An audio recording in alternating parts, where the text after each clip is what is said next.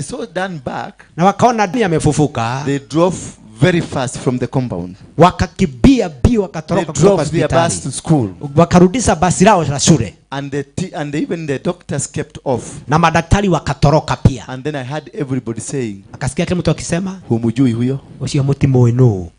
Then I heard one saying, kwani ni nani? Wengine kauliza, todo no, kwani ni nani? Si ni yule mtu wa Mungiki. Akisema, that man is so dangerous. Huyo mtu ni hatari sana. He can even call back a dead person. Anaita mpaka mtu amekufa na amka. And one person from Kawangware, I don't know how they knew my number. Mtu mmoja wa Kawangware hajui alipataje namba yake. He called me. Kamuita. That my mother is died yesterday. Ya kwamba hata mamangu alikufa jana. Let's come, we go to the morgue. Si twende mochari pia tukamuita. And call her back. Tukamuita afufuke. I heard you called your son back. Sinasikia uliita mtoto wako akafufuka. I want my mother back. Nataka mamangu arudi. And I told him, nikamwambia, go to the morgue right now. Wenda morgue wewe sasa hivi. Call your mother is coming. Ukaite mama yako anakuja. Enda ukamuita wewe nakuja. He'll be back. She will be back. Atarudi pia. I want to tell you one thing. Takwambia kitu moja. Jehoshaphat, he knew this is a huge battle. Akajua hii vita ni kali. He knew this is a bad and huge battle. Akajua ni vita kubwa na kali. He knew. Akajua. Alikuwa anajua. He knew this is a huge battle. Alikuwa anajua hii vita ni kali. And this battle I cannot be able to win. Na hii vita hawezi pigana. He invited God. Akaarika Mungu. He invited God. Akaarika Mungu. He told everybody to fast. Akabia kila mtu afunge. He told everybody to fast. Akaita kila mtu kwa mfungo. And everybody to go back to the sanctuary. Na kila mtu arudi katika nyumba ya Bwana. The entire nation was invited. Taifa nzima likaitwa. The entire nation was invited. Taifa nzima likaalikwa. And the entire nation agreed. Taifa nzima likakubali. And they came together. Na wakaja pamoja. And they worshiped together. Wakabudu pamoja. And they surrendered together to God. Wakajiachilia kwa Mungu. And they called upon the name of God together. Na wakaita jina lake pamoja. And God changed the situation. Na Mungu akasema hali. When they fasted. Walipofunga. They fasted. Walipofunga. And they cried to God. Na kulilia Mungu. And they cried to God. Na kulilia Mungu. And the enemy. Na maadui. They started shrinking.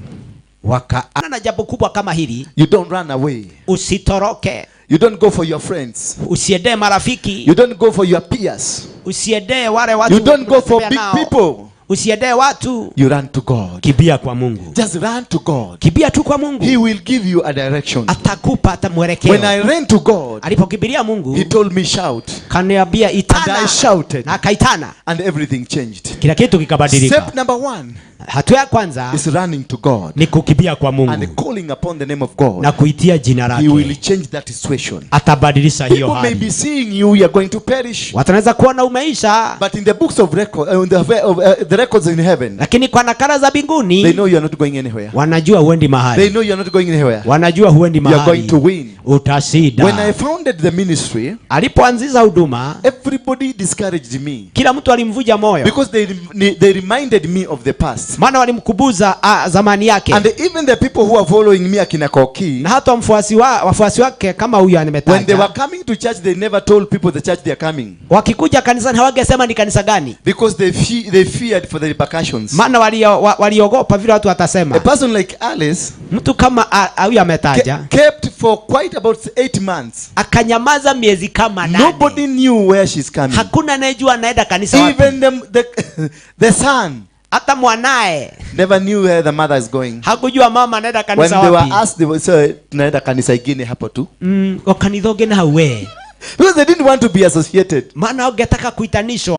Maana walijua jina lake is a name that is so strong for everybody. Ni jina ambalo likitajwa kila mtu anaogopa. I also, when I could hear them speak and tell them, go invite your friends. Na hata nikiwaambia waende waalike marafiki. They will not tell me it is very hard. Hawangeniambia ni gumu they will tell me tunajaribu tu lakini turageria tu no. Watu wanaogopa. Maretigira. So I kept praying to God. Kwa hivyo nikaendelea kuomba Mungu. And ask God, did you send me? Mpaka nauliza Mungu, je, umenituma kweli? Did you send me? Kweli unilituma? One day I organized for a crusade. Siku moja akapanga mkutano wa injili. Here in Eastlands.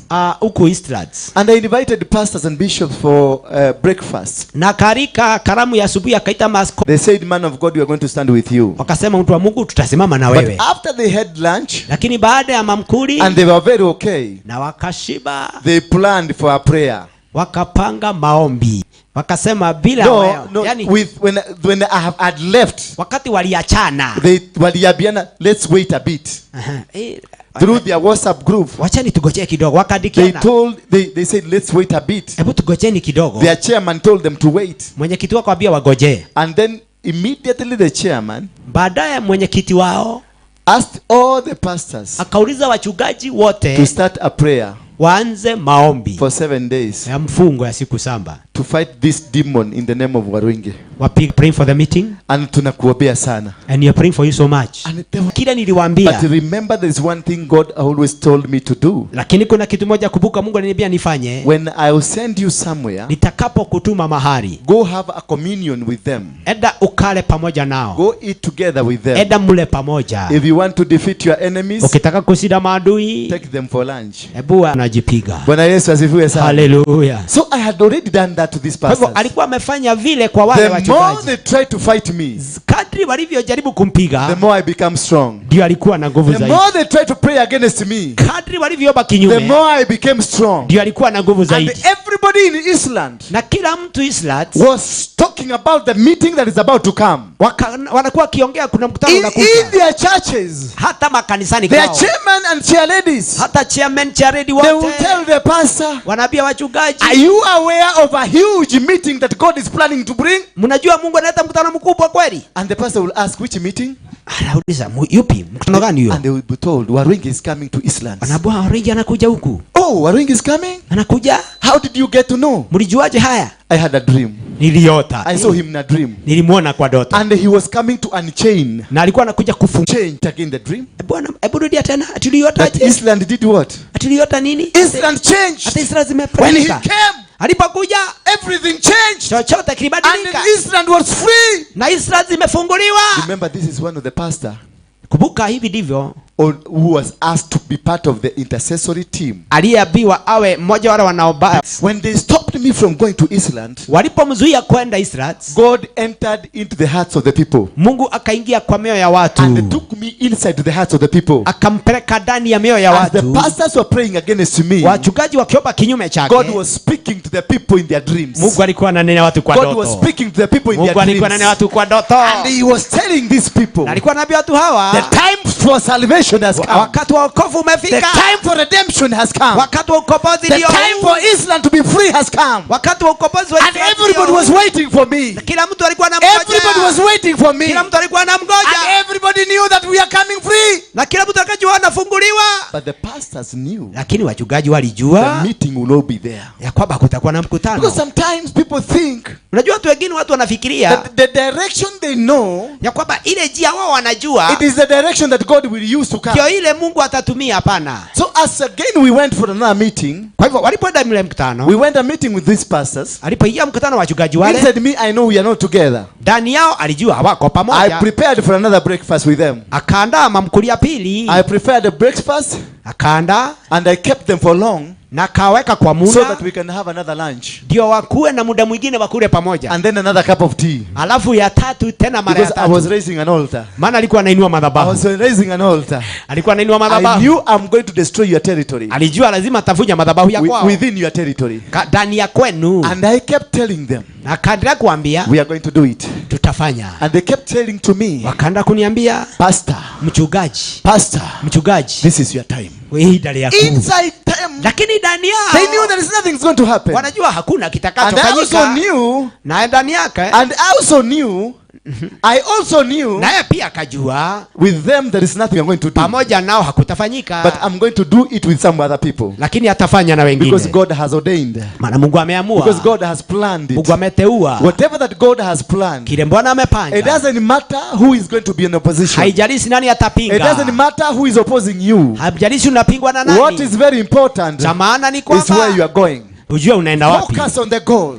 Angalia huyu Mungu. Focus on the goal. Tazamia Mungu. Desire to win every battle. Tamani kushinda kila vita. Desire to walk with God. Tamani kutembea naye. Desire to go with God. Kila vita. Desire. Tamani God to walk with you. Mungu atembee nawe. I desired my God. Akatamani Mungu yake to walk with me. Atembee naye. Tembea na yeye. And as I walked with my God, alipotembea na Mungu wake, he kept planning for me. Akaendelea kumpangia. When the day came, siku walipofika, and I told them one night, and because that is what God told me, na kwa nene usiku moja, maana hivyo ndivyo because aliwaambia. I knew they were praying. Maana alikuwa anaomba kinyume, alikuwa anajua wanaomba I knew kinyume. they were praying against me. Alikuwa anajua wanaomba I kinyume. asked them one thing. Akawauliza kitu We moja. must destroy the wall of Jericho. Lazima tubomoe ukuta wa Yeriko. So I told them, Kwa hivyo akawaambia, every day kila siku we'll go around Islands tutazunguka Islands one time siku moja mara for moja 7 days. kwa siku samba, And we did that. na wakafanya Then the vile. 7th day, Siku ya samba I told them, akawaambia, we will go around Jericho lazima tutaguka Yeriko 7 times. siku samba. Remember, these are the people Kumbuka hao ni who are wale praying against me. ambao wanaomba kinyume, And God told me, na Mungu akamfahamisha.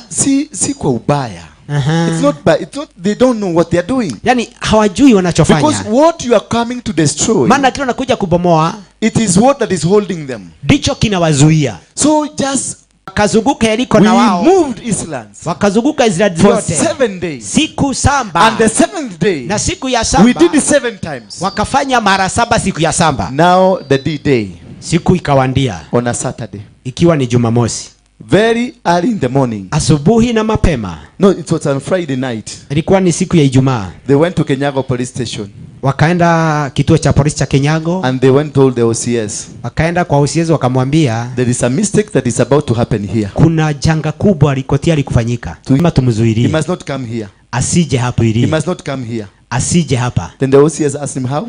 OCS akauliza jinsi gani, What is the problem? shida iko wapi? They told me, do you know the Mongiki man? Si unajua yule mtu wa Mungiki yule, He's bringing another blessing for him. na sisi ndio tunampangia. But we have discovered Lakini tulikuwa tunampangia mkutano, lakini tukajua it is not Christianity. sio injili He has analeta, come to recruit people. anakuja kuigiza And vijana we are wetu, going to Superlove Primary School. na tunaenda hata shule hiyo. So OCS, Kwa hivyo mkuu wa polisi, sisi tumeondokea. we are not there. This man is so more powerful than us. Huyu mtu akona nguvu kutuliko. And the OCS, because Si sababu ni Muislamu, he asked one of the bishop, akauliza mmoja wa askofu, see, I thought you were a bishop. si hata askofu, And you are a prophet. na wewe ni nabii pia. Said you are? Yes, I'm prophet so and so. Na wewe si nabii fulani. And you said you are apostle? Na si ulisema ni mtume. And you said you are a bishop? Na si wewe ni kasisi. And what's the rank of this man? Huyu mtu ni wa kiwango gani? He's just a mere reverend. Yeye ni reverend tu, ni And he kasisi has tu. defeated you. Na amewasida nyinyi mpaka maskofu. And you think I'm going to win the battle? Na mnafikiria mtamshinda? If he has defeated a bishop, Kama amewasida an nyinyi apostle, waskofu na mitume and the prophets, na and manabii, all of you. wewe ndio utatusindania hii vita. So Kwa hivyo when the devil has planned, Setani alipo akachukua watu wake, and when the devil has planned, wakati Setani amepanga, he got his own people. akaita watu He wake, got his own people. akasika watu wake, Anakuanga na watu wake. anakuwaga na watu wake, He got his own people akona watu wake that he plans with ambao hupanga to nao. stop you from. Oh, the other side, Wanapoenda upande ule, God collects his own people Mungu naye hukusanya and wake brings them on the other side. na analeta upande mwingine. Now the people who supported me, Sasa waliomsimama naye the people without ranks, ni wale ambao hawana vio the kanisani, people God sent to me. maana ndio wale Mungu alimtumia During the day wakati wa mchana of the meeting, siku ya early mkutano, in the morning, asubuhi na mapema, I found like 1,000 police officers alikuta askari kama 1,000 in the stadium. pale, na Israeli nzima, The entire Island, hiyo area yote they had woken up very early in the morning wakamka mapema, because they knew Waruinge is coming. maana wanajua Waruinge anakuja. And they came and told me as I met them, Akikutana nao because they akawaambia, were expecting me to come in a convoy of cars. maana walifikiria nakuja na magari msafara, I got there in a motorbike akakuja tu na bodaboda, and they were shocked. na wakashangaa, Huyu ni mtumishi mgani anakuja na motorbike? sasa huyu wa motorbike Huyu ni yako na nani? anointing kweli? Akona mafuta huyu kweli? And I walk in a motorbike. Akaingia na pikipiki, And I went to right where the police were. akaenda tu mahali polisi walikuwa. The police were waiting me to drive in a Mercedes. Askari wanagoja ingie na gari kubwa, So I wore a cape na akakaa na maskari at Subaru Primary School. pale hiyo shule ya Subaru Because Primary God School. had told me, step there, Utakaa pale, you will stand there, utasimama and I will bless you. na watakubariki, And everybody will be free. na kila mtu atakuwa Even amefunguliwa, the leadership will be free. hata uongozi ule wa Every utafunguliwa, person in Luso there will be free. kila mtu pale atafunguliwa. So for them, they were waiting Kwa wao walikuwa wanagojea for a huge rally mkutano with mkubwa microphones and na speakers. vipasa sauti, But But God had given me a instruction. Lakini Mungu alikuwa amempa maagizo. Just go there. Enda tu pale. Kanyagisha miguu yako. And the Israel will be free. Na Israel itafunguliwa. I went inside. I sniped there. They didn't see me. Kaigia pale hawakuona. And I stepped on the ground. Na akatamanga pale. I did my selfie. Akajipiga selfie with the OCS. Pamoja na OCS. OCS is waiting for Waruinge to come. Anangoja Waruinge wa zamani and I told OCS, akabia OCS, make sure this man does not come. Hebu hakikisha mtu haji na ni yeye. But can we have a photo? Situpige tu picha na wewe. And we did a photo together with him. Akapigwa picha na yeye. And the OCS who told me where you working? Na yeye muuliza na unafanya wapi? And the OCS was me, where are you working? Wewe ni wa kituo gani? I told him I'm part of you. Nikamwambia mimi ni mmoja wenu. So he thought I'm an intelligent person. Akafikiria ni mtu ni askari wa intelligence. Of course I'm intelligent. Na of course kweli kwa kiroho. As we are with them, tukiwa nao, I released that photo. Akaachilia ile picha kaituma into the WhatsApp group of these pastors. Kwa WhatsApp group ya wale wachungaji. And I told them, na nikawaambia, I've done my part. Nimefanya kazi yangu. I've finished the job. Nimemaliza mkutano. Island is free. Island imefunguliwa. Island imefunguliwa. And they called the OCS. Na wakaita OCS. How again? Imekuaje? You are with this man. Uko na huyu mtu. And you are telling us you are soft to the man. Na tulikuambia umzuie. And the OCS told him, anamwambia, I've not seen him. Mimi sijamuona. He sent him a photo. Akamtumia picha. And it was me. Na ni yeye. With the OCS. Akiwa na yule OCS. Already I've finished the job. Amemaliza kazi. And I'm left, I've gone. Hallelujah. Hallelujah. Hallelujah. Know how to fight this battle. Jua kupigana vita. You must win a battle. Lazima ukapigane vita. You must conquer them. Lazima uwashinde. You must defeat them. Lazima uwashinde. They will not defeat you. Hawatakushinda. They will not win any battle against you. Hawatashinda vita kinyume nako. Yehoshafatu called akaita and told everybody, nchi nzima, let's go and fast. Tuingie kwa mfungo. When you fast, unapofunga, when you pray, taken by your master. Inanyakuliwa na mchungaji. Vita ikaondolewa. And the Island na Israel was free ikafunguliwa from the hands of the tormentors. Kutokana na mikono mwa wanyanyasaji. Can I tell you one secret? Hebu nikwambie siri nyingine. All of Island, Israel yote, that is Umoja 1, Umoja 3, Umoja 4, the Dora going downwards. Hizo sehemu zote ametaja to Saika, mpaka Saika. That land I'm the one who subdivided. Yeye ndiye aligawanya zile mashamba. And I used an altar of that other organization to raise that land. Na alitumia madhabahu ya hicho kikundi kugawa. Remember that land belonged to Kiambu Dandora. Kumbuka hiyo shamba ilikuwa ya kikundi cha Kiambu Dandora. And I took it away from their hands. Na aliwanyang'anya mikononi mwao. And subdivided it. Na akaigawagawanya. And I sold it. Na kauza. And I gave them certificate under my signature. Na akawapa stakabadhi iko na sahihi yake. And I told them, na akawaambia, this is a title deed. Hiyo ndio stakabadhi. Go to the any bank. Enda bank yoyote. And they'll give you loans. Na watakupa pesa. And indeed. Na kwa hatua ya madhabahu. And they were given the loans. Walipopewa mikopo. They build houses. Wakajenga manyumba. They build churches. Wakajenga hata makanisa. Even the churches that those people were fighting me. Walikuwa naabudu katika samba ambalo mwenyewe liko chini yake. So that's when I discovered. Ndio nikatabua. It is not the pastors who are fighting me. Si machungaji wanaompiga. It is the altar that I raised. Ni madhabahu yaliyoinuliwa. That is fighting me. Ambayo anampinga. And it is asking me. Na anauliza. Boss, what are you doing to us? Wewe mkubwa wetu unafanya nini kwetu? So point number 2. Siri ya pili. When you get to worship God, unapoenda kuabudu Bwana, God will reveal inside you. Mungu atafungua yako mwenyewe, madhabahu yako mwenyewe. It is your own altar. Ni madhabahu yako mwenyewe. That is fighting you. Ambaye anakupinga wewe mwenyewe. I had hated the pastors and bishop. Alikuwa amechukia wachungaji na waskofu. I came to discover. Akatabua. It was not the pastors and bishop. Sio wao walikuwa wanapiga. But the altar got into the pastors and bishops. Lakini madhabahu yakawaingia. And they started fighting me. Yakaanza kumpiga. Because the altar, maana madhabahu, wanted to stay. Ilikuwa nataka kusema. Madhabahu ilikuwa nataka kukaa pale. Because that is the God wanted me. Ndio maana Mungu akamtaka yeye. To step my legs there. Akanyagisha miguu yake pale. Just nikanyagisha miguu pale. And the altar will be broken. Na madhabahu yatavujika. Immediately the altar was broken. Mala yalivyo ngatuka, the entire pastors and bishops wachungaji wote na maaskofu who were fighting me, ambao walikuwa wanampinga, they organized and said, wakapanga wakasema, because the other one was stopped by the police, maana mkutano wa kwanza ulizuiwa na askari, we are going to plan another one. tutapanga mkutano mwingine. And even the police said we are going to sponsor. Na hata askari wakasema watasimama na hiyo And mkutano. we did another one Na wakafanya ya pili at a place called Koki Umama Ground. That is where we did at Umama Ground.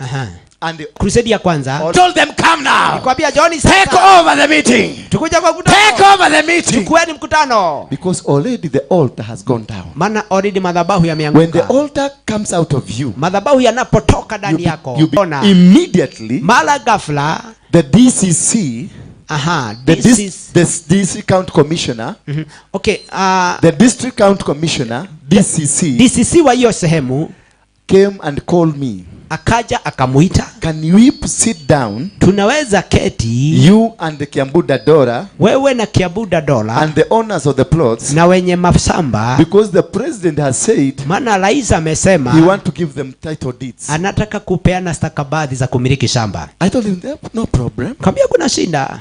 The DCC came, DCC akaja, and the pastors came, na wachungaji wakaja, and the Kiambu Dadora came, na wale Kiambu Dadora, and the owners of plots came, na wenye mashamba wakanja wote pamoja. And we sat down as one umbrella, wakakaa chini ya kivuli moja, and an agreement was reached. na wakawa na makubaliano. This land that was taken away from Kiambu Dadora, huyu shamba ulilotolewa kwa Dodora Kiambu, is going to be returned back to Kiambu Dadora. Itarejeshewa wenyewe Kiambu Dadora. But how? Lakini kwa jinsi gani? They did the calculation wakafanya hesabu of the entire acreage of land, ya saba nzima na ukubwa wake, and did subdivision. They did calculate all the plots, na wakahesabu nambari ya ploti zilizo pale. And this Kiambu Dadora said, we are going to sell this land to you. Wakasema tutakuuzia hili shamba.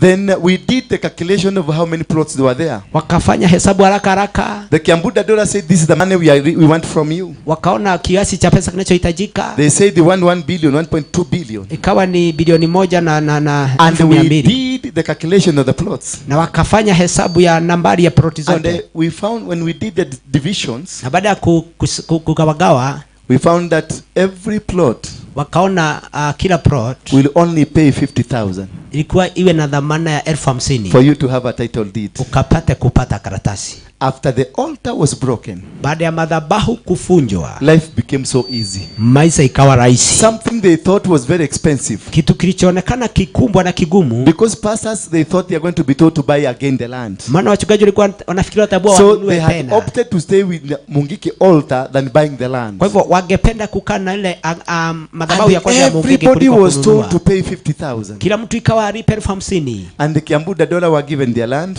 Kiambu Dadora wakapewa samba yao.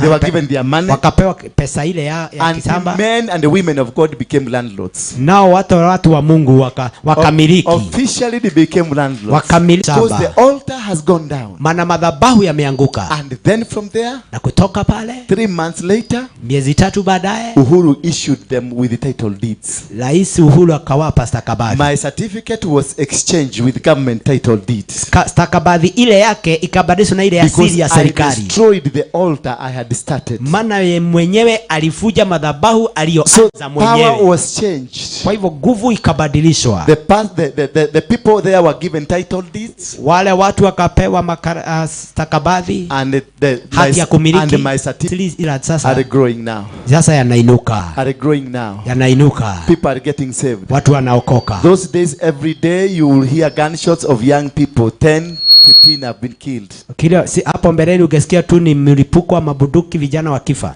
Today, leo hii, very hard to hear. Ni gumu sana kusikia vile. Today there was this Gaza thing. Kulikuwa na hili jambo la Gaza. Kikundi kile anataja kinaitwa Gaza. And today is diminishing. Leo imefifia kabisa. Because the altar that was speaking over their lives, maana madhabahu yalikuwa yananenea, it has been terminated. Imekamilishwa, imetatizwa, yani imefikishwa mwisho. Number 2. Jambo la pili ni hili. To win a battle, kushinda vita, God will reveal to you what kind of an altar speaking in your life.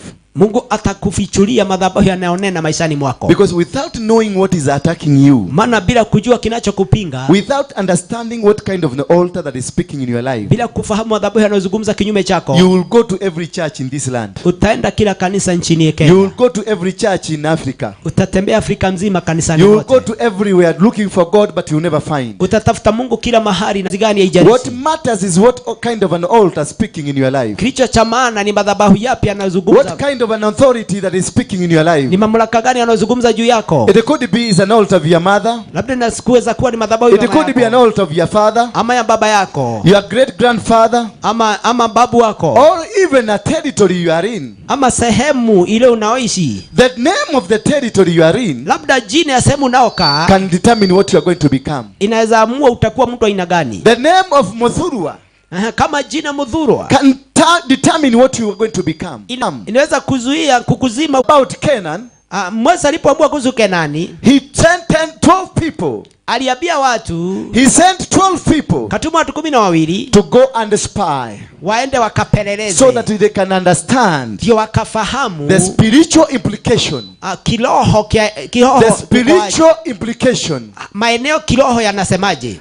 To understand akafahamu what are their gods, miungu zao, what kind of god they worship, wanaabudu miungu ya aina gani, what is their culture, itikadi zao, what kind of the people that live there, waliishi watu aina gani bereni, so that they can know how to do the battle against them. Ndio wakajua vile watapigana na wao. You can never be able to do a battle against a people you don't know. Huwezi pigana vita ya kimaeneo bila kuelewa hiyo eneo. Some of you are in Nairobi and Nairobi has refused you. Wengine wenu wako Nairobi na imewakataa. Some of you are in America and America has completely refused you. Wengine hata wako Marekani na Marekani imewakataa. Some of you are in Qatar and Qatar has said no to you. Wengine wako Qatar na Qatar pia imewakataa. You must have understood. Lazima uwe fahamu. You must have understood. Lazima uwe umeelewa the territory you are going. Eneo unayoenda. Inquire of that territory. Hebu fanya uchunguzi. Inquire to know what kind of a god they are worshiping. Ulizia ukajua wanaabudu miungu gani. What kind of people are there? Ni watu wa aina gani wanaishi mle? Are the people there cursed?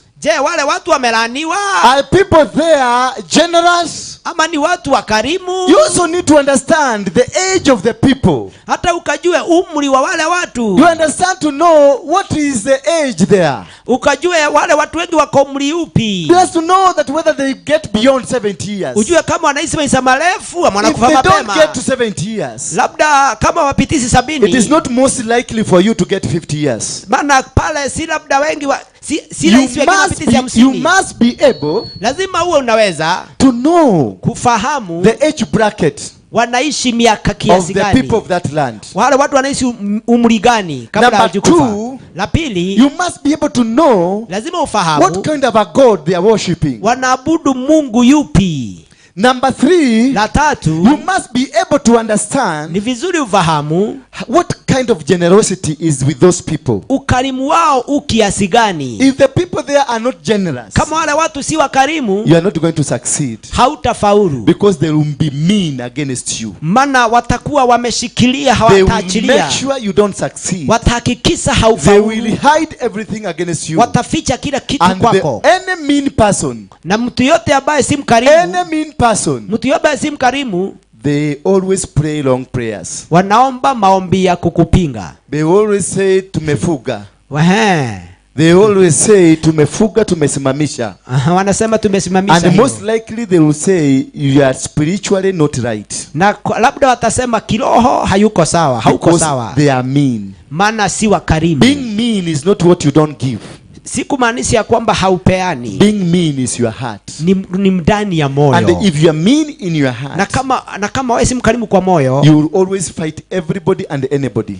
Utapigana na kila mtu. You will stop everybody and comes here in. Lakini mtu akiingia hapa, like now I've said this man will be a pastor here. Kama vile amesema vile, any mean heart, mtu yote mwenye roho wa kutoa, they will see a devil in him. Wataona shetani mwingine amekuja. They will see somebody who is not saved. Wakaona mtu ambaye hawana hakika kama ameokoka. They will come and tell me, pastor, mchungaji, mtume, wachana na watu hawa. Huyo mtu venye nilikuwa nimwangalia nikiomba. Andũ acio marokoka tukihora turabona. Niliona kanyoka kagirini kakipada hivi. Ukagoti arekirite. Hata hiyo kaikoti ni tule niliona twa Illuminati. Bwana Yesu asifiwe sana. Hallelujah. Because the heart, maana moyo ndani yako is so mean. Ni moyo wa kufinya. A heart that is inhuman. Mchoyo. Moyo ambao ni mchoyo. You don't need to expand. Hauhitaji kupanuka. People with a mean heart, watu wenye mioyo michoyo, they don't grow. Hawapanuki. They are stagnant. Huwa hawaendelei. They are always on a roundabout spirit. Wanaenda mzunguko. They want to own. Hawatataka mwingine aingie ndani. If you don't understand, kama hauelewi, the people you are going to find, watu hatari zaidi, that can be able to surround you, ambao wabaya zaidi wakikuzunguka. Always keep an observation. Kana na jicho ama lililofunguka. Learn everybody that is around you. Elewa kila mtu anayekuzunguka. And see what they say. Na uone vile wanasema. Just listen to them what they say. Hebu sikiza vile wanasema ndani yako. You will know in a spiritual battle. You ukaside vita vya kiroho. And then you remind God. Na tena ukumbushe Mungu. That had it not for God, ya kwamba ingekuwa si yeye, I will not be alive today. Singekuwa hai leo. So you give utukufu wote upatie Mungu. And he will do the battle to you. Na atafanya vita. He will win every battle. Atakusidania kila vita. He will win every battle. Atasida kila vita. After they fasted. Baada ya kufanya mfungo. After they fasted. Baada ya kufanya mfungo. He called everybody. Akaita kila moja. To go to the altar. Wakaende kwa madhabahu. And at the altar. Na pale kwa madhabahu. He asked God. Akauliza Mungu. God. Ewe Mungu. Are you not the one? Si wewe ndiye Mungu. That we build this altar for? Ambaye tulijengea haya madhabahu. Oh God. Ewe Mungu. Are you not the one? This generation. Ya kwamba utalinda kizazi chake. And they offered a sacrifice. Na wakatoa kuja kwa Yosefati. And they told Jehoshaphat. Kabia Yosefati. Do not just get ready. Usijitayarishe tu. They told them just get ready. Jitayarishe tu. And they prepare a praise and worship team. Ni jeshi la vita. The same the God you are worshiping, Mungu unayeabudu, in his own right mind, katika mawazo yake yaliyo sawa, he tells you not to prepare an army. Anakuambia usitayarishe jeshi la vita. And you know Uganda has an army. Na si unajua wako na vita vyao. And you know Tanzania has an army. Na Tanzania wako na jeshi. And you know Somalia has an army. Na Somalia wako na. And he tells you don't prepare an army. Anakuambia wewe usikusanye jeshi. Na start worshiping me. Ebu akaongoza wakisifu. The prophet of God. Na nabii told them worship. Na kuambia waanze kuiba. Then stand still. Simama imara. And to you. Kwako wewe. Today. Leo hii. You are going to win. Utashinda. Every battle. Kila vita. Every battle. Kila vita. Every battle. Vita. You are going to win. Utashinda. The battle does not belong to you. Vita vyako. All what belongs to you it is surrendering to God. Kilicho chako ni kujiachilia kwa Mungu. All what belongs to you surrender to God. Chako ni kuachilia tu. They will raise war against you. Watainua vita kinyume chako. They will accuse you of everything. Watakustaki they will say of everything. They will call you names. Watakuita majina. But just surrender to God. Lakini achilia tu kwa Mungu. Jehoshaphat never told his people to go and fight. Yosafati hakutuma watu wakapigane. He told his people. Alibia watu wake. Let us go to the temple. Hebu tukaende kanisani. Let us go to the altar. Twende kwa madhabahu. Let us go and call the name of God. Tukaite jina la Bwana. Went to call the name of God. God was there to listen for them.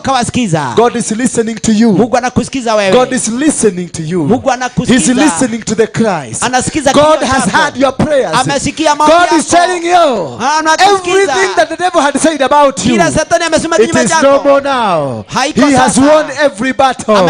He is telling you, I'm a prophet of God. He is telling you now, stand still and see the deliverance that God is about to bring to you. Oh, and Jehoshaphat was obedient man.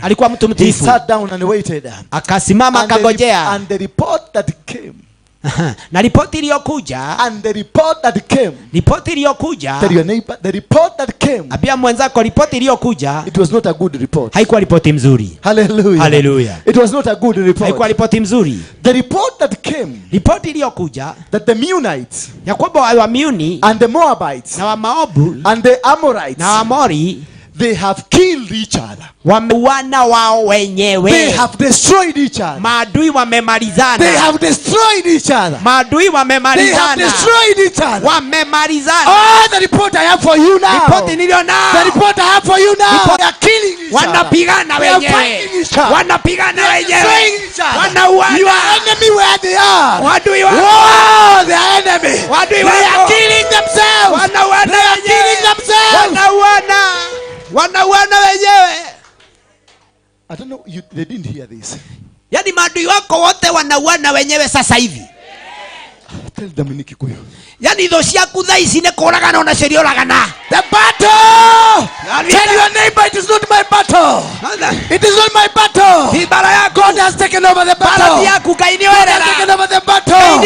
Whatever they had planned against you, oh, they are going to fight. Oh, watauana.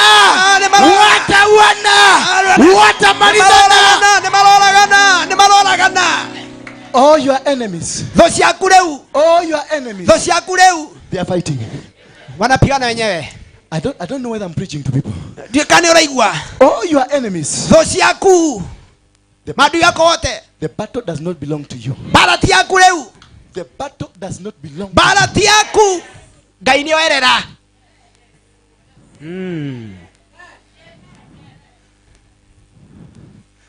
They had planned to destroy you. Walikuwa wamepanga kukuharibu. The one that had planned to kill you. Walikuwa wamepanga hata kukua dada. Even he is not going to be taken to a morgue. Hatapelekwa kaburini. He's going to be eaten by dogs. Walikuwa wamesema haleluya. Hata zikwa atakuliwa na mbwa. Walikuwa wamesema hivyo. Because their bodies were so many. Maana mili ilikuwa mingi sana. And there was nobody to collect the bodies. Hakuwa na kukusanya mili na kuzika. And the good news is this. Lakini habari jamani hii. Jehoshaphat was told. Kaambiwa. Now go there. Collect their belongings. Kusanya vitu vyao. They collected. Akakusanya. They collected. Wakakusanya. For 3 days. Siku 3. They were not able to collect everything. Hawakuweza kukusanya vyote siku 3. They didn't have things to carry. Hawakuwa na uwezo wa kubeba. For 3 days. Siku 3. Collecting gold. Wakikusanya dhahabu, collecting money, kukusanya pesa, collecting their cows, wakusanya ng'ombe zao, collecting their goats, wakusanya mbuzi zao. For 3 days. Siku 3. Until everybody will say, kila mtu akasema, ni daigania. Nimetosheka sasa. From today, kuanzia leo, from today, kuanzia leo, they have been lost. They have lost the game again. The battle is won. Vita imeshindwa. They had planned. They had planned. Walikuwa wamepanga to attack you. Kukumaliza. They had planned. Walikuwa wamepanga to attack your gift. Kupiga kipawa chako. Walikuwa wamepanga. They had planned to steal from you. Hata kukuimbia. Lift up your hand. Inua mkono wako. Mwambie Yesu. Yesu. Here I am. Niko hapa. To be used. Niko hapa nitumike. As a vessel.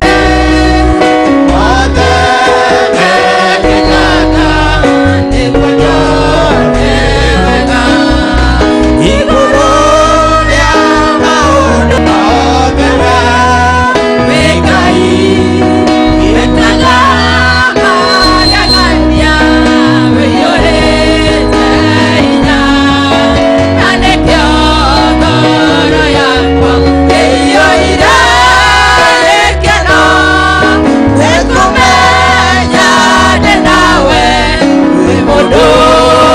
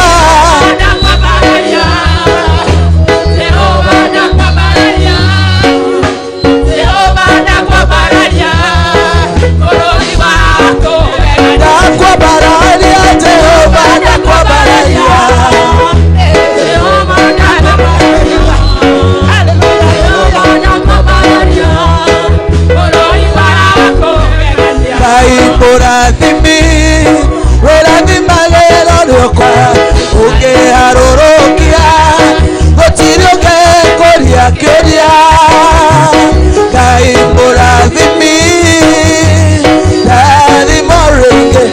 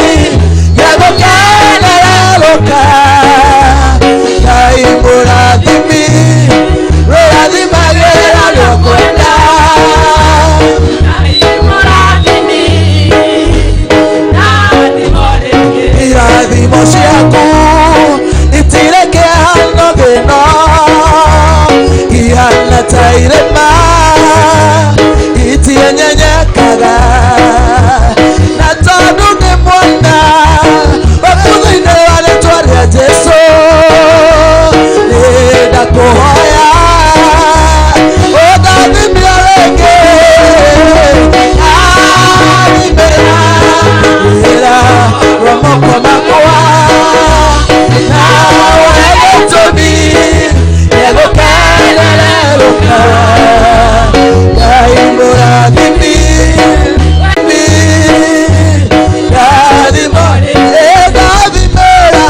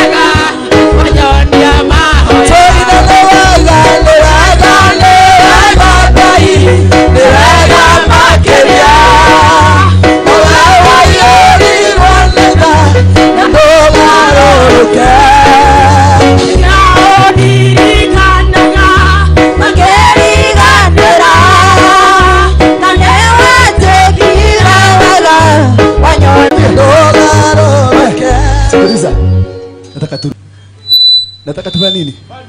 Kama umesikia hutaki kuruka, barabara ndio ile. Kuna demon zinafunguka. Na zilivuka wakati nani aliimba na kinubi mpaka nguo zikaaguka. Ile demon ilikuwa kwa Sauli ikatoka.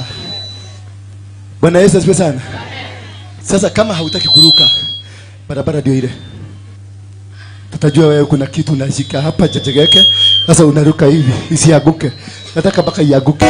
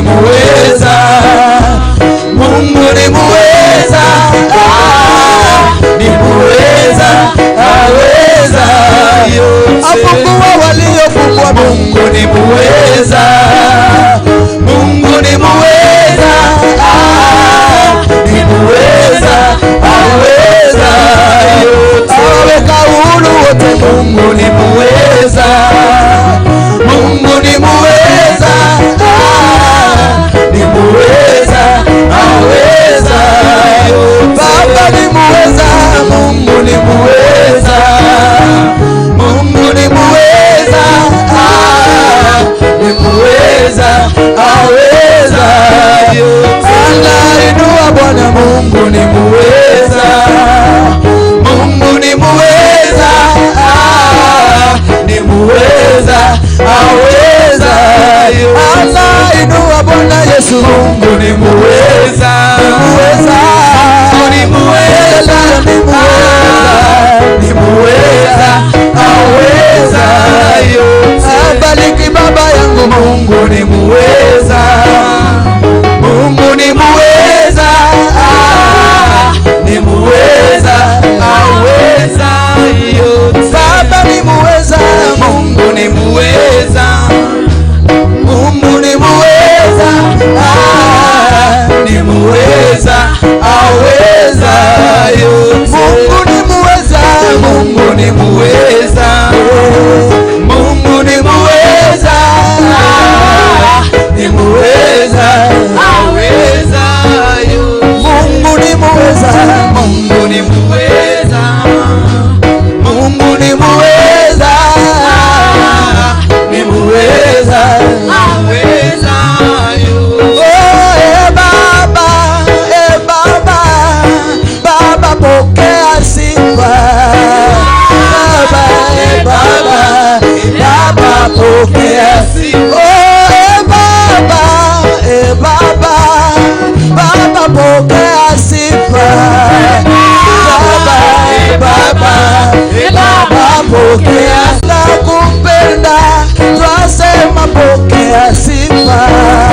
Baba, Baba, pokea sifa. Pokea sifa na utukufu, twasema pokea sifa. Baba, Baba, pokea sifa. Baba, pokea sifa. Baba, tunakupenda. Baba, Baba, hakuna mwingine. Pokea sifa kama wewe Bwana. Pokea sifa, pokea sifa, pokea sifa Bwana. Oh, hallelujah. Oh, Baba, Baba, Baba pokea sifa. Baba, pokea sifa. Baba, tuna mwingine, twasema pokea sifa. Baba, Baba, pokea sifa. Oh, Baba muweza wa yote, twasema pokea sifa. Baba, Baba, pokea sifa. Wafungwa wote waliofungwa Bwana, twasema pokea sifa. Baba, pokea sifa. Baba, Baba, Baba, Baba tunasema pokea sifa. Baba, sifa. Baba, pokea sifa. Baba yetu, hatuna mwingine. Uinuliwe Bwana,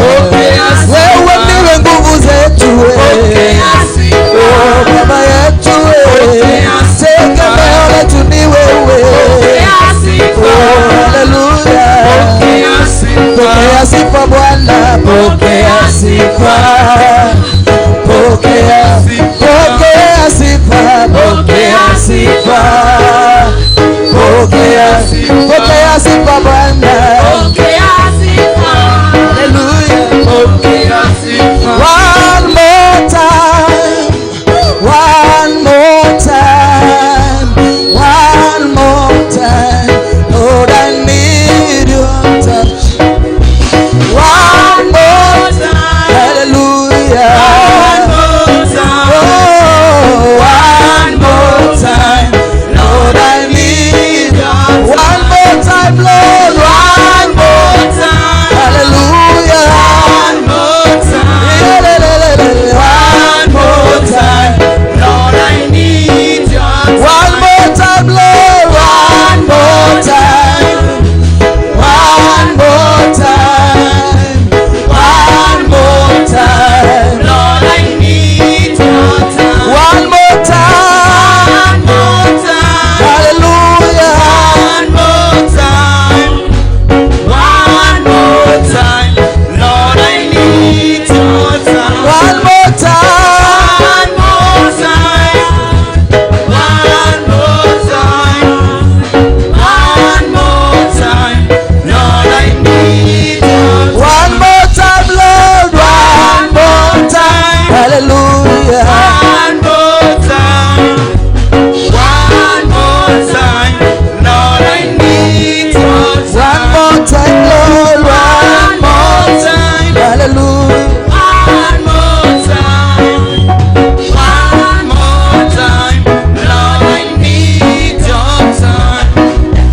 Every day, every night, every hour, Lord, I need your touch. In our Father, how I need your touch. One more time, hallelujah. One more time, hallelujah. One more time, Lord, I need your touch. One more time, Lord, one more time, hallelujah. One more time, Lord, I need your touch. One more time, Lord, one more time, one more time, one more time, Lord, I need your touch. Every day and every night, every hour, Lord, I need your touch. In everywhere I go, our Father, how I need your touch. One more time, hallelujah. One more time, Lord, I need your touch. One more time, Lord, one more time, hallelujah. One more time, Lord, I need your touch. Usizunguke zunguke chini, ukiuliza watu wanasema nini. Usizunguke zunguke chini, ukiuliza watu wanasema nini. Oh, panda juu juu, ulize Mungu anasema nini. Panda juu juu, ulize Mungu anasema nini. Usizunguke zunguke chini, ukiuliza watu wanasema nini. Usizunguke zunguke chini, ukiuliza watu wanasema nini. Panda juu juu, ulize Mungu anasema nini. Panda juu juu, ulize Mungu anasema. Usizunguke zunguke chini, ukiuliza watu wanasema nini. Usizunguke zunguke chini, ukiuliza watu wanasema nini. Panda juu juu, ulize Mungu anasema nini. Panda juu juu, ulize Mungu anasema nini juu yako.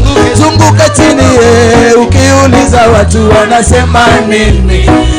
Usizunguke Usizunguke chini ukiuliza watu wanasema nini. Panda juu ulize Mungu anasema nini. Panda juu ulize Mungu anasema nini.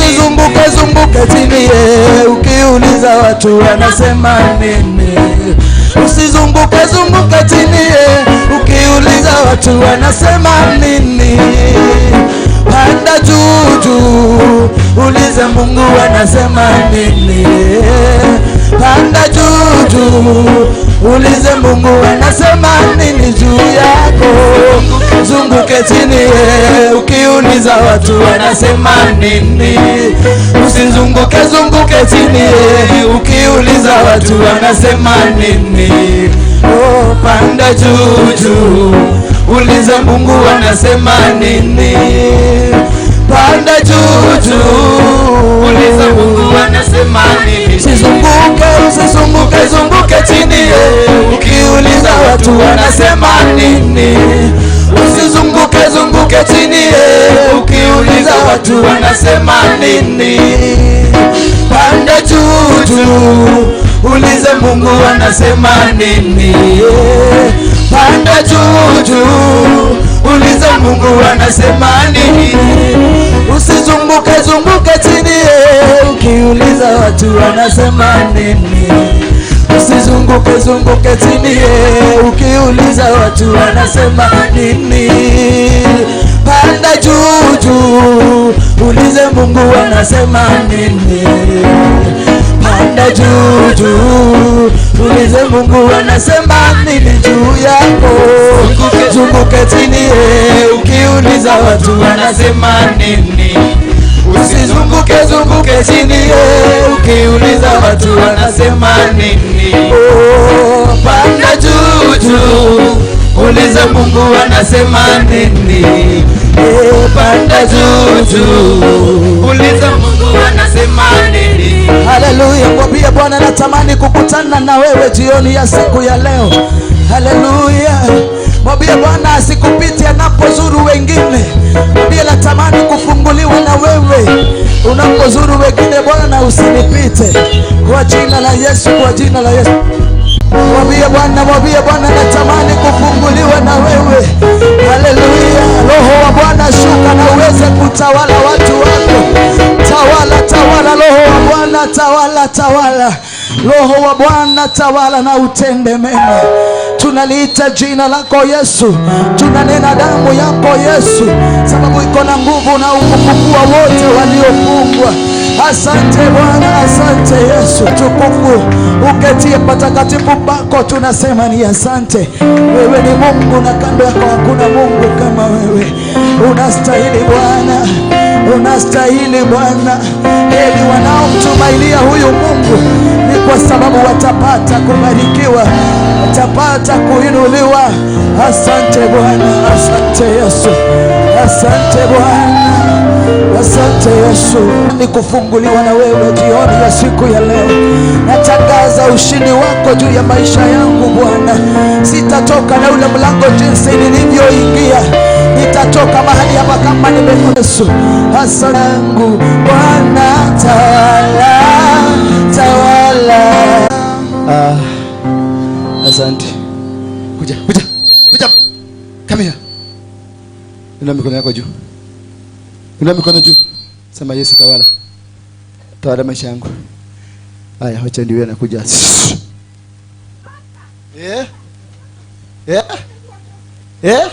Pastor.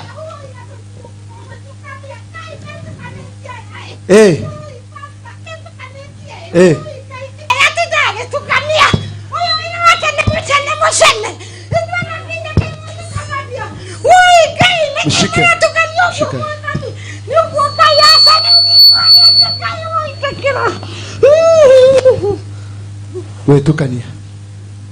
Wewe tukania.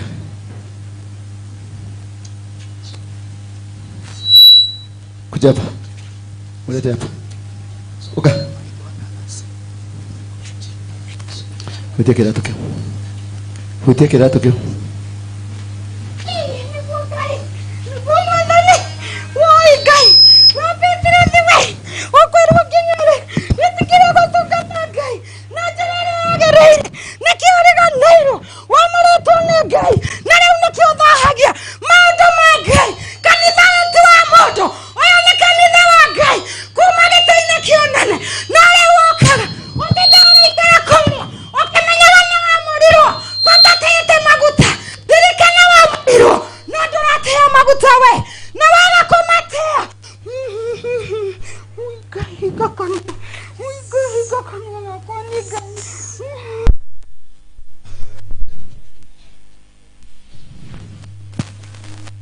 Mulete hapa.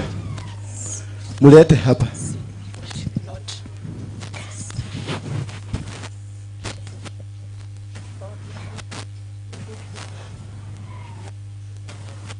Mafuta iko wapi?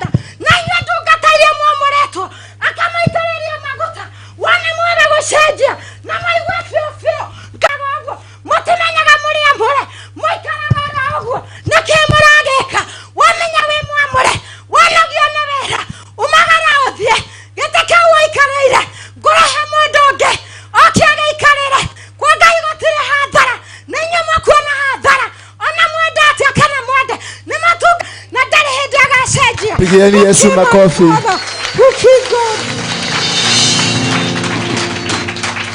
Ugai kongole tuwekaguo. Tuwekaguo. Sema na kuwe hivyo. Sema amen. Na kuwe mtu mwenye ako na sadaka yake. Tuweke hiyo mambo seal. Wekelea hapa. Watu wa midomo, watu ambao kiberebere na vitu hivyo. Umesikia hukumu imetolewa? Nimetoa mimi kusili. Ifanyike hivyo.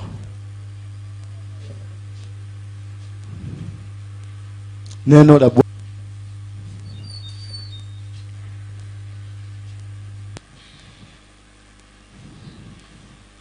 Wekelea hapa mwenye nataka hivyo. Wekelea hapa. Neno la Bwana linapotolewa, unganika nalo. Liko na baraka na liko na laana. Unganika na upande wa baraka.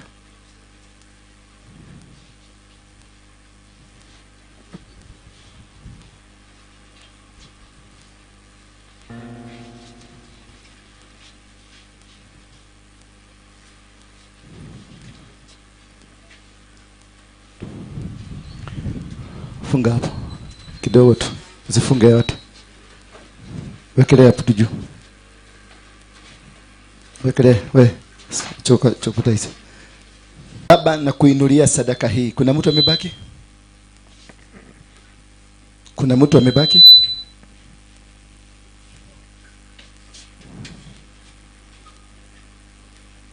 Baba na kuinulia sadaka hii kama sadaka ya kuteketezwa kwa ajili ya dhambi zetu. Naungama mbele zako Mungu wangu. Utusamehe dhambi zetu. Tusamehe Yesu. Natubu dhambi katika nyumba hii yako. Tumesengenyana maana tuliwacha kazi yako tukabaki hii. Wewe mwenyewe ndio ulisema kanisa hii utalipanga, na ukaanza kupanga, wengine wakapinga. Wengine wakainuka kupingana na kazi yako. Baba, kawaangalie. Ninakuomba tu uwakanye tu, uambie ni wewe umetumana, sio mimi. Waambie tu mimi ni chombo chako tu. Hiyo kazi ambayo inafanyika si yangu, ni yako. Waambie hawa ambao wanasengenyana, hawa ambao wameinuka wamepanga, wao ambao wamepanga nia na mipango ya kutaka kusema kanisa hili ni lichafu. Mungu wangu, ninajua una uwezo wa kufanya. Nimekutolea hii sadaka kwa niaba ya watoto ambao wamekuja kwa nyumba hii. Mimi kama kuhani wa nyumba hii, nimeitoa hii sadaka kwako kama sadaka ya kuteketeza.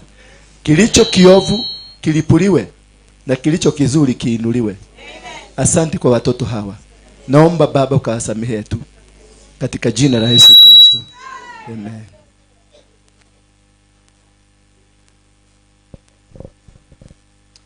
Uko hapa na ungetaka kumrejelea Yesu. Unajua wewe umekuwa ukisengenya. Umekuwa ukinena juu kuhusu apostle wako ama pastor wako, whatever you call him. Hii kanisa mmekuwa wale watu mmekuwa mnajiita tu hapa ni watu wa zamani. Na wengine mmeshikana na wao, wengine wa zamani na wao wa sasa. All that you have been talking is nonsense. Venye mimi nimesikia tu Mungu amesema amewapatia only 1 month. Tuliambiwa hii ni Gilgal. Kuna watu walipona, kuna watu hawakupona. Nawaambianga hii kanisa sio yangu. I'm just a vessel. I don't even qualify to be called a pastor. I don't even qualify to be called an apostle. I don't. Mungu tu ndiye alikuja akanipatia, na akanipatia platform, na akaniambia watangazie tu. Mimi nilikataa miaka 7 kufanya hii kazi. 7 good years. Lakini ameleta mpango yake hapa, watu wake wakuje wabarikiwe. Watu wamekuja na vidonda. Watu wamekuja na majeraha. Lakini mnakusanyika kupinga kazi yake isifanyike hapa.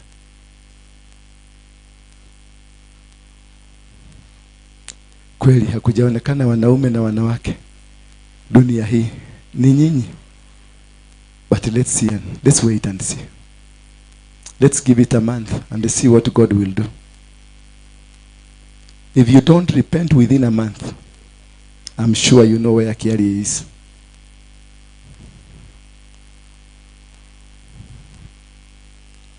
Tulikata sana, tukakata sana siku hizo. Nobody heard, nobody listened. Please, I beg you, repent. Repent. Repent. Repent. Repent. Kama uko mahali hapa you want to repent, come hapa mbele. You feel I need to repent now. Kuja hapa mbele. You want to repent, you want to come back to Jesus. Toeni hivi vitu hapa.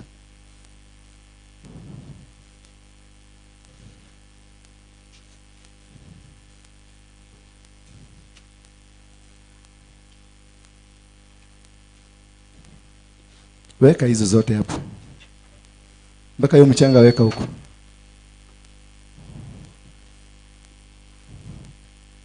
Kitu yote walitoa hapa kwa sababu ya leo ndio walikuwa wanaleta nini? Vitu za wazee. Ziko wapi? Ziletwe ziekelewe hapa. Repent, come.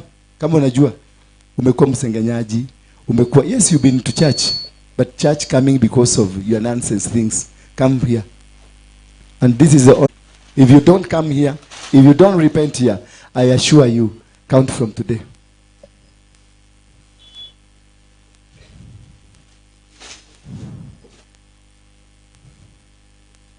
Ninawaongoja. You know you've been not right. Haujakuwa sawa na Yesu. Haujakuwa sawa na Mungu. Sogea hapa mbele. Hapa kuna ya kubembereswa. Sikubemberesi na sikutaki hapa. Sitaki washirika hapa wa ujinga. if you're not going to follow instructions na kukaa venye Mungu, yendeni kwa hiyo makanisa mmesoea. Si hapa. Si hapa. Sitafuti jina niko nayo hata kama ni baya. Natafuta utukufu wa Mungu. Nataka watu tunaenda biguni. Hiyo upusi msilete hapa. Hiyo upusi mmeruka kanisa hii, kama wewe ni mtu wa kuruka kanisa, kwenda kabisa. Kwenda. Wengine niletea umaraya hapa. Nakuja hapa nataka kunipatia ukimwi. Mtu ni ukimwi, ameua watu, ameambukiza watu 100, tunawajua. Wako wengine waka serikalini. Na anatumwa aende kila apostle ati sijui ni kwa nini nasikiaga tu nikienda mahali lazima apostle anipende. Apostle yote. Mimi nimepigwa risasi zimekataa. Unatendetea ukimwi. Najiita mwokofu na nakuja hapa na ndio malika patoro kotoko chokoko. Kingine hapa kanaenda kuhogana. How can you bribe ati mtu $36,000? Upatie mtu atoe unabii aseme dola ndio bwana yako. 36. Si ununulie mlipie mtoto shule ama ununulie mtoto mandasi ya kule mzuri.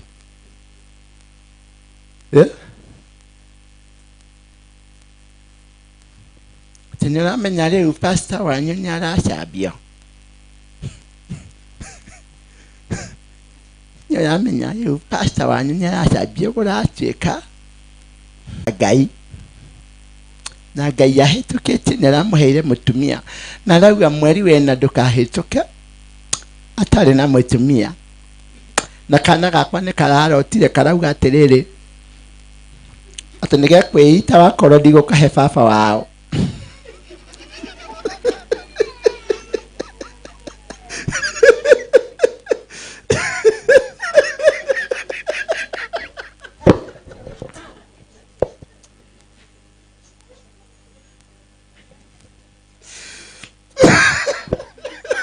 Wait.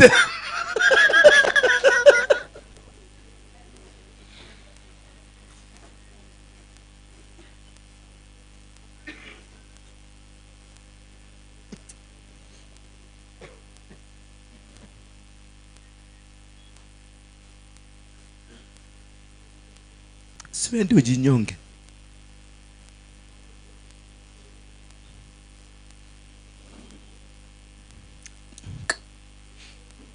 Ndio nasema umeua watu na ukimwi, unasambaza ukimwi mpaka maminista.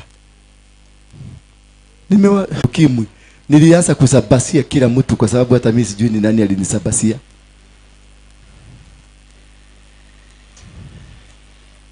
Sasa alikuwa ameona kamjiga hapa. I heard the voice from heaven. Yani we anafi. Hii voice ya heaven inatoka wapi? Microphone ile kwehothekaga. Ngari. Mutigethi kwira livarori musharie microphone ya heaven. Ona ni ndikigwe thauti eno tondu riu ri. It is too much. It is too much. Unarake menya. Apostle nyara sabia. Ungejambia kira ni thia kuga atumia ndana koma nao. Ndakare ciana iria ciothe ijarite haha. I have given up. I have told my God I don't want this maisha tena. Na nikakuja nikasema wanawake wote wale tumia nini yako wapi? Ako wapi? Wewe ni ukire X. Ule X. Eko amechorwe. Alikuja. Wewe X, ule X wangu ule tuliongea kwa Synagogue. Alikuwa anakuja. Si nimekuona hapa. Adhireko. Yeye ni X wangu. Nampenda kabisa. Adhireko huyo. Na ni baadhi ya maeksi wengi. Na nilipojua Mungu nikajua siri ya kukaa karibu na Mungu, tubu dhambi hiyo. Hawa watu umefanya nao maneno hiyo, tubu na wapigie simu wote. Waambie kuja. Nilikufunga, nilikuambia, tulisema. Tuombe Mungu atusamehe. That is the only way out. Repent your sin. Hivyo tu. Utili bara nene, uambie Mungu sawa. Na si ati sitatamania, bado mimi ni human being. Nikitaona hii sura naona inagano yagerere. Na nitakuuliza bado natafuta. Umesikia? Sasa ukinikuta pale Serena nikikunywa chai na mtu nikutafuta kama wewe uko na yako kaa na mimi wacha nitafute. Si hata wewe ulinunuliwa madazi. Si wacha ninunuliane madazi. I'm looking for a vision partner, not a wife. I'm not interested with a wife. Wife ni wa kuzaa na kupika chakula na wa kuosha nguo. Unaonanga nguo zangu zikuwa chafu? Unaonanga nimekoda? Na hii sura si iko sawa, sinakula vizuri. Najua kupika. Najua kujioshea nguo. Nyumba yangu naosha, kuja tembea kwangu. Clean, sparkling clean. I'm not looking for a wife. Munielewe. I'm not looking for. Watoto niko na 10 wameongezeka wengine 3. Nimekutana na mmoja Dubai.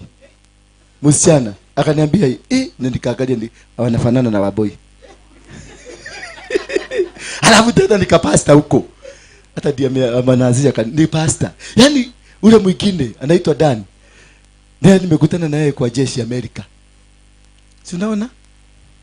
Sasa Mungu wakati nilikubali kuown dhambi zangu nikasema nimeona my dhambi. Mungu naye amenifungulia milango. Natembea dunia mzima, natembea venye nataka. Lakini milango yangu ilikuwa imefungwa. Wakati nilikuwa na uhiga, nakutana na huyu mama nilikula, alafu najifanya hata simjui. Huyo Mungu ako mbinguni anaangalia. Alafu nakuja nasema haleluya, Bwana wabariki. Na mweje. Na Mungu anakuuliza, tadirika na mtumii wale. Akiatia. Hivyo ndivyo Mungu anakaaga. Hiyo uhiga uko nayo, hakuna mahali mtaenda. I can assure you, hakuna mahali, lazima you own. Useme kwa Mungu, confess that sin. Say sin. Ndio unaonaga hata wajaribu kuweka maskado yangu, hakuna. Mimi nasema nilikuwa msharati. Mimi kitu sijaifanya. Ni damu ya binadamu sijaimwaga, hiyo sina ya kuconfess na kusuagana nyuma. Hiyo sijawahi. Na mimi sijasuagwa. Hiyo sijawahi. Lakini ya umaraya hii ya kawaida ya wanawake ya kuweka mwanamke nyuma na nilifanya. Mimi tu naona natumiwa hapa, nilifanya because I decided to confess my sins. I did them kwa giza, lakini nikakuja nikadeclare to God, I want to be a clean vessel. A vessel to be used. Kuopa na kinyaga katanogo ya jaba. Sina bodyguard na kanyaga kama nini? Kwa sababu siogopi. Utanipeleka wapi? Tajira magedo wala kutoa nokio kiswa. Hakuna. Unaiona gatu. Unaiona gatu. Alikuwa anaiona gatu. Akipita. Umeelewa? Uko kote kainage hii yote. Kamari. Hakuna. But one thing I know, God saves. Haukugojeka. Sasa kutoka leo simama hii line. And that is me. So when you confess, there is power that comes. The question is, when you confess your sin, there is a new power that will come to you. Wale ambao wamekubali ku-own up. Wale wameona wamekosea Mungu, sogea hapa. Sogea tu. Guza hiyo miguu yako, iguse madhabahu. Nataka hii madhabahu itakupigania kwa vita zozote ambazo zitatoka kwako. Semeni, Bwana Yesu, nimetubu dhambi zangu zile ambazo nimetenda kwa makusudio na zile na nimesikia na nimefanya. Wewe shetani, sitakutumikia tena.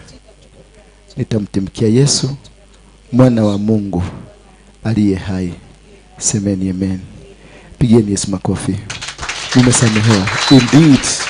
Unaona hivyo? Yes. I want to confess. Yeah? Kuja tu na usiogope. Gaya wewe munafi munene muno. No, confess tu. Olie tu ha. Prayer. Are you confessing? Nataka watu wa kuconfess. Mtu mwingine anataka kuconfess huko hapa? Harakisha. Unajua ni kule. Hiyo maneno umesikia na tumeitolea sadaka hapa. Ni baya. My brothers and my sisters. Beatrice nodokuga. We nodokuga. We nodokuga. Gari, we nodokuga.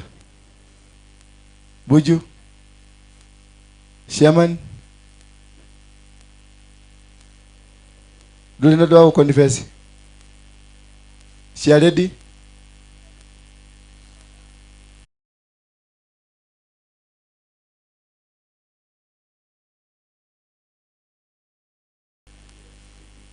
We naguo wa kuhera. Ikarathi. Ewe. Maito. Thank you. Nimefanya yangu, nimemaliza. Wacha naye Mungu afanye yake. Ulikuwa unataka kusema nini? Sema tu, sema, sio mimi naambia. Mpatie microphone. Okay. To me, I'm a visitor here, and I am a student at KTTC, that is at Gigiri there. KTTC. So I was linked to the church by one of our trainers. Okay. In that I explained to her the kind of problems that I am facing. So each and every time I want to make a step in my life, the Satan must chip in. Like when I wanted to join the KTTC now there, it was a during, and I was a bit tired out of my working place. So I said, let me relax for just 10 minutes. In the deal of relaxing there, a snake came from nowhere, bitten my head. I was unable to see that particular snake. It was just recognized at the hospital level that it was a snake that has bitten me. So even the church wondered, but nobody could reveal the actual happening in my life. So I've been facing a lot of challenges. It is why I'm before the pastor here to request for a special deliverance. And pastor, when I was here, I talk of those particular generational curses. I don't know whether they are generational curses or I'm the one not on the right track. Now the rest remain with the Lord our Jesus Christ. Thank you. Lift up your hands. Nyosheni mikono yenu hapa. Baba, katika jina la Yesu, na uabudu wa shetani uliokuwa na wazazi wake wa zamani. Kutoka leo ninamtenganisha, ninaondoa laana yoyote ya kimaeneo na madhabahu yoyote ya kifamilia ambayo yamekuwa kimfuata. In Jesus name I pray. Amen. You're free. And now may the Lord, ulikuwa unasema? Unataka kuokoka? Na hiyo tumefanya ni nini? Kuja basi, kuja. Wakuokoka, watu wanataka kuokoka. Kuokoka, wewe kuja. Unataka kuokoka? Kuokoka, mwingine wa kuokoka na wewe. Unataka kuongea kidogo? Haya, mpoendelea kuokoka. Nani mwingine wa kuokoka na feel I need to get saved? Bwana Yesu asifiwe. Kwa majina mimi naitwa Elizabeth.